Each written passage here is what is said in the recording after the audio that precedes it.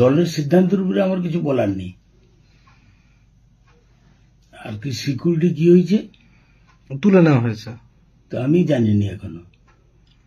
আমাকে যেটা জেনেছি পুলিশের কাছ থেকে যে অনেকের একজন করে তুলে নেবো, আপনারাও একজন করে একজনকে বোধহয় তুলে নেবো। সব 2 জন তুলে নিলেও আমার আপত্তি নেই। আমার সিকিউরিটি লাগবে বলে মনে করেন। আমি জীবনে কোনো পাপ অন্যায় কাজ করছি বলে মনে নেই। তো আপনার শত্রু আছে তাও আমি জানি না। আপনার ছেলেকে যে সাসপেন্ড করা হলো, দল সিদ্ধান্ত নিয়েছে, আমার বলার কি আছে। আপনি তো দলের জন্ম কিটা কি হয়েছে, আপনি তো দলের জন্মলগ্ন থেকেই আছেন 98 সাল থেকে। কি বলবেন এইভাবে আপনার ছেলেকে সরিয়ে দেওয়া দল থেকে? দল ভালো মনে করছে। দল তো আমার বাবার পৈতৃক সম্পত্তি নয় যে বাবা। 98 সাল থেকে দল করছি কিনা দলের সর্বময় নেত্রী মমতা বন্দ্যোপাধ্যায় জানেন। আমাকে কাউকে দিয়ে ঢাকঢোল পিটি বলতে হবে না। আমি দলটা 98 সাল থেকে করছি। আর নন্দীগ্রামের লড়াইয়ে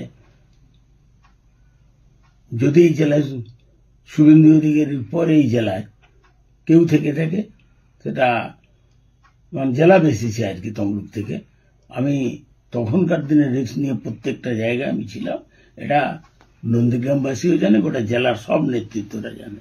সেটা কি আছে, দল করছি, দলে আছি। দল যা সিদ্ধান্ত নেবে তার উপরে আমার বলার কি আছে।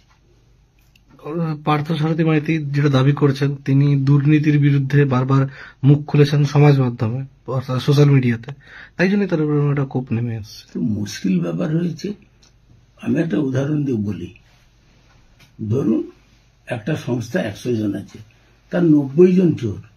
তো 10 জন যদি প্রতিবাদ করতে যায়, তো আমার মনে হয় 4 সঙ্গে 20 খাবি তাকে মেরে দেবে। প্রতিবাদেরও একটা জায়গা তো থাকবে। কেন প্রতিবাদ করতে গেছে? আমি কি প্রতিবাদ করতে পারি না? না আমি বোবা হয়ে গেছি, গালা হয়ে গেছি, না আমি চোখে দেখতে পাচ্ছি না কি হচ্ছে না হচ্ছে। কি বলছেন, প্রতিবাদ করা যাবে না? প্রতিবাদ করলেই পদ খাওয়াতে হবে। পদ ছাড়ে দিন তো। পদ লিখিয়ে আছে তার। পদ নিয়ে কি আমি চিত্তমাইতি ব্যর্থন ভাষায় বলি। যারা তৃণমূল কংগ্রেস একবারে প্রথম থেকে করেছিল, দলটার জন্মলগ্ন থেকে, আমি মনে করি স্টেটের একজনও লিডার নেই যে হতভাগাকে চিনেনি। তা আমি তো জীবনে কারো একটা লজেন্স খাইনি, জীবনে 1 টাকাও কারো বহন করিনি।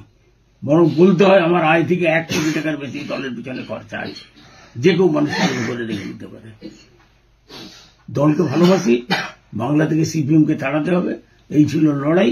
নেত্রীর লড়াই সংগ্রামের সাথী হয়েছিলাম আমি। আছি দলে। বলছি, পার্থসারথী মাইতি স্টেট প্রেসিডেন্ট ছিল, ভাইস প্রেসিডেন্ট। সেক্ষেত্রে কি জেলা সভাপতি তাকে সাসপেন্ড করতে? আমি বাবু আইনে লোহেও বলি, অত কচকচানিতে আমি যেতে চাইনি। দল যা ভালো বুঝে করুক।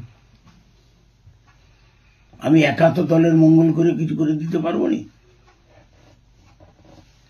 সামনে বিধানসভা ভোট 26 সালে, এপ্রিল মে মাসে ভোট হবে, এপ্রিল মাসে। সেক্ষেত্রে কি প্রভাব পড়বে? কিছে কি প্রভাব পড়বে রে বাবু? বাংলাতে পরিবর্তন করবে।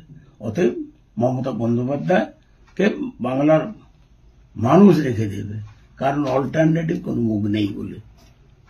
তমলুক বিধানসভা ভোটে, লোকসভা ভোটে 20,000-এর উপর ডেভিসিট আপনাদের দলের, এবং জেলাতে 15টা বিধানসভা ভোটে ডেভিসিট আছে। সেক্ষেত্রে এই রকম যদি দলের মধ্যে তৈরি হয়, সেক্ষেত্রে কি নির্বাচনে ভালো রেজাল্ট হবে? এর জন্য বিশেষজ্ঞ টিম আছে আইপ্যাকে, তারা অ্যানালিসিস করছে, রিসার্চ করছে দলের স্বার্থে। অতএব কেন এই ডেফিসিট হলো, আমার মনে হয় সব নেতৃত্ব, জেলার রাজীব ব্যানার্জি মশাই তিনি অবজারভার ছিলেন, প্রার্থী স্বয়ং ছিলেন, এবং আমাদের এমএলএ বাবুরা ছিলেন।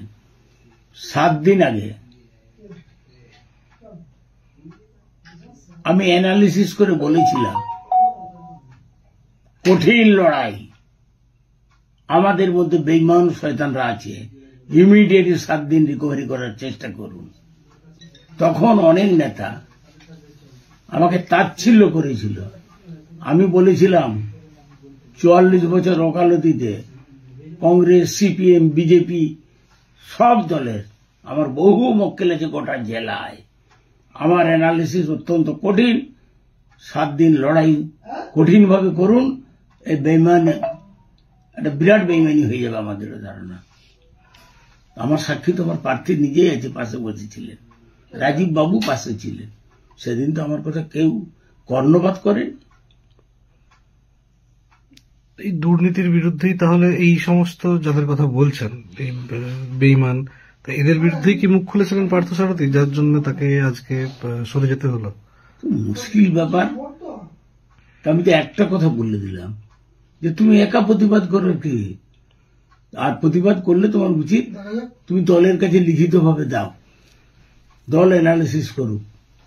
যদি দল না করে, দল তো আমার বাবার পৈতৃক সম্পত্তি না, আমি দলের একজন কর্মচারী বলা যায়, দলকে ভালোবাসে একটা কর্মী। তো এরকম ফেসবুকে দেওয়াটাও ঠিক কাজ হয়নি।